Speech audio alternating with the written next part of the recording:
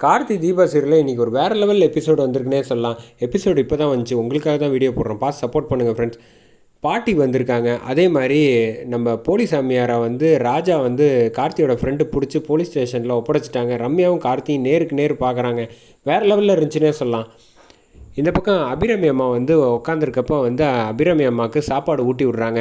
ஊட்டி விட்டதுக்கப்புறம் தீபா வந்து வாயை தொடச்சி விட்டுட்டு, அதை நீங்கள் ஒன்றும் கவலைப்படாதீங்க, நீங்கள் நல்லா இருப்பீங்க அப்படின்னு சொன்னால், உன்ன மாதிரி மருமக கிடைக்க நான் ரொம்ப கொடுத்து வச்சுருக்கணும் அப்படின்னு சொல்கிறப்ப, அதை அவள் சாப்பிடவே இல்லை அப்படின்னோடனே, உங்களுக்காக விரதம் இருக்கா அப்படின்னு சொன்னோன்னே, என்னம்மா சொல்கிற அப்படின்னோடனே, ஆமாம் அத்தை, வேறு என்ன பண்ணுறது, நீங்கள் நல்லபடியாக குணமாகணுங்கிறதுக்காக நான் வேண்டியிருந்தேன், அந்த வேண்டுதல் வந்து நிறைவேற்றணுமா இல்லையா அப்படின்னு சொன்னோன்னே, உன்ன மாதிரி மருமக கிடைக்க நான் ரொம்ப புண்ணியம் பண்ணியிருக்கணும் அப்படின்னு சொன்னோம். அப்படிலாம் சொல்லக்கூடாது அத்தை, எனக்காக வந்து உடம்பு சரியில்லைங்கிறப்ப நீங்கள் சாப்பாடு போட்டு ஊட்டி விட்டு என்னை நல்லபடியாக பார்த்துக்கலையா, அதே மாதிரி தான் நான் உங்களுக்கு செய்யக்கூடிய நேரம் வந்திருக்கு, அதுக்காக தான் செய்கிறேன் அப்படின்னு சொன்னோன்னே, உடனே ஐஸ்வர்யா வந்து மனசில் நினைக்கிறாங்க, வெறும் மஞ்சள் கயிறை கட்டி இருக்கா, அவள் எவ்வளோ தங்கமான பொண்ணு இல்லை அப்படின்னோன்னா, ஆமாம் என்னத்தை அவளோட சிம்பிளிசிட்டி காட்டுறதுக்காக வந்து இவ்வளவும் சீன் போட்டுக்கிட்டு இருக்கா, அது புரியாமல் இவங்க பேசிகிட்டு இருக்காங்க. அப்படிங்கிறப்ப கரெக்டாக வந்து பாட்டி வந்துடுறாங்க. கிட்ட நல்ல பேர் எடுக்கணும்னு ஐஸ்வர்யா வேலையாக போய் நின்று பேசலான்ட்டு போகிறாங்க. அத்தை நல்லபடியாக ஒன்றும் பிரச்சனை இல்லை அப்படின்னு சொல்கிறப்ப அதுக்குள்ளேயே பலார்னு ஒரு அடி அடிக்கிறாங்க. இவ்வளோ பெரிய விஷயம் நடந்திருக்கு, என்கிட்ட ஒரு வார்த்தை கூட சொல்லாமல் வந்து நீ வந்து கமுக்கமாக இருக்க, இல்லை இரு வந்து வச்சுக்கிறேன் உன்னை அப்படின்னு சொல்லிட்டு உள்ளே வந்துடுறாங்க. அபிராமி அப்போ பிடிச்சி கட்டி பிடிச்சி அழுவ ஆரம்பிச்சிடுறாங்க.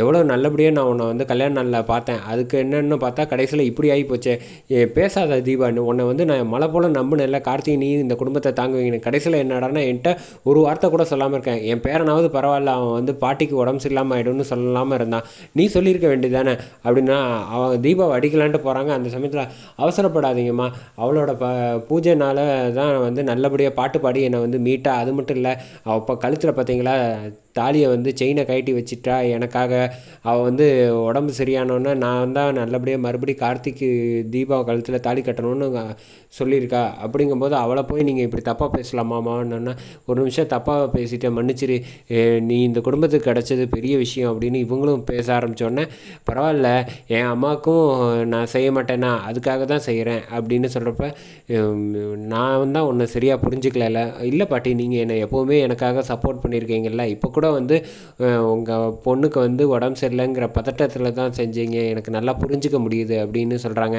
ஐஸ்வர்யா வந்து 4-5 வாரத்தை லூஸ் டாக் விட்டோன்னே, பேசாத நீ அவளை மாதிரி வந்து உன்னால் இருக்க முடியுமா, நீ வந்து இவளை பார்த்து கற்றுக்க அப்படின்னு ஐஸ்வர்யாவை ஒரு அதட்டுறாங்க பாட்டி. அதே சமயத்தில் இந்த பக்கம் வந்து ரம்யா வந்து அவன் இதுக்கப்புறம் வந்து கார்த்திகிட்ட மாட்டினா அவன் சரியாக வராதுன்னு அவனை வந்து சேகரை கூப்பிட்றாங்க. சேகரை கூப்பிட்டு இந்தா காசு வச்சுக்க, 6 மாதத்துக்கு கண்ணிலே படக்கூடாது, எங்கேயாவது தப்பிச்சு ஓடிடு அப்படின்னு சொன்னோன்னு, என்ன இப்படி சொல்லிட்டீங்க, கார்த்தி சந்தேகப்பட ஆரம்பிச்சிட்டான், அப்புறம் மாட்டினா நீ தான் மாட்டான், எனக்கு நான் மாட்டினா நீங்களும் மாட்டுவீங்களே அப்படின்னோன்னா, அதுக்கு ஒன்றும் பிரச்சனை இல்லை, நான் வந்து காசு கொடுக்குறேன்ல கிளம்பிப்போ அப்படின்னு சொல்லிட்டு காசை கொடுத்து அனுப்பி விட்றாங்க. வர்ற வழியில் இளையராஜா பைக்கில் வந்துட்டு இருக்கப்ப கரெக்டாக அந்த போலீஸ் அம்மையார் வந்து இடிச்சிடுறான்னா, இடித்தோடனே காசு கீழே விழுந்துருது. கீழே விழுந்தோடனே வந்து சண்டை போட ஆரம்பிச்சிடுறாங்க. கரெக்டாக அந்த சமயத்தில் வந்து மக்கள் எல்லோரும் வந்தோடனே, சரி சமாதானமாக போங்க அப்படின்னோடனே, இல்லை எனக்கு நீ காசு கொடுத்தா தான் நான் போவேன்னு வந்து ரம்யாவோட ஆள் வந்து பேசிக்கிட்டு இருக்கப்போ கரெக்டாக வந்து போலீஸ் வந்துடுறாங்க. வந்தோடனே 2 பேரையும் பிடிச்சி உள்ளே அழைச்சிட்டு வந்துடுறாங்க ஸ்டேஷனுக்கு. அழைச்சிட்டு வந்தோடனே வந்து, சார் நான் எவ்வளோ பெரிய ஆள் தெரியுமா சார், இவன் தான் சார் தேவையில்லாமல் ஒம்புழுத்தான் அப்படின்னு 2 பேரும் சண்டை போட்டுக்கிட்டா இருக்கீங்க அப்படின்னப்ப, சரி நீ உனக்கு தெரிஞ்ச ஆளை வர சொல்லு அப்படின்னா, ஃபோனை கொடுங்க சார் அப்படின்னு, என்கிட்ட ஃபோன் இல்லை அதனால தான் பேசுகிறேன், ரம்யாவுக்கு ஃபோனை போட்டு இந்த மாதிரி நான் இந்த ஸ்டேஷனில் இருக்கேன் உடனே வாங்க அப்படின்னு சொல்லி ஃபோனை வச்சிடுறாங்க. அடப்பாவி, தேவையில்லாமல் இவன் வந்து நம்ம பிரச்சனையில் இழுத்து விட்றோம், முதல்ல அவனை அங்கேருந்து காப்பாற்றி அழைச்சிட்டு வரதா நமக்கு நல்லது அப்படின்னு சொல்லி முடிவு பண்ணோன்னே, இளையராஜாவும் என்னோடய ஃப்ரெண்டு பெரிய ஆள், அவன் பெரிய பிஸ்னஸ் மேனு, நான் அவனை கூப்பிட்றேன் அப்படின்னு சொல்லிட்டு கார்த்திக் ஃபோனை போட்டு நடந்த விஷயத்தெல்லாம் சொல்லணுன்னா கார்த்திக் கிளம்பி வராங்க. ஃபஸ்ட்டு வந்து கார்த்தி வந்துடுறாங்க. வந்தோன்னே வந்து, இங்கே பாரு நான் தெரியாமல் ஏதோ செஞ்சுட்டேன், அதுக்காக இப்படி அழைச்சிட்டு வந்துட்டாங்க அப்படின்னப்போ, கார்த்திகை பற்றி பார்த்தோன்னா, வாங்க சார் உட்காருங்க அப்படின்னு, உங்கள் கம்பெனியை பற்றி நல்லா விசாரிச்சிருக்கேன் அப்படின்னோடனே, ஒன்று ஏதோ தெரியாமல் சண்டை போட்டுருக்காங்க, பரவாயில்ல விட்டுருங்க அப்படின்னோடனே, என்ன கார்த்தி வந்திருக்கான் நம்ம மேடம் வரவே இல்லையே அப்படின்னோடனே, ரம்யாவும் வராங்க. உள்ளே வந்து பார்த்தா அதிர்ச்சி ஆகி நிற்கிறாங்க. கார்த்தியும் பார்க்குறாங்க, வசமாக சிக்க போகிறாங்க. இந்த இளையராஜா செம மாஸ் பண்ணிட்டாப்புலன்னே சொல்லலாம்.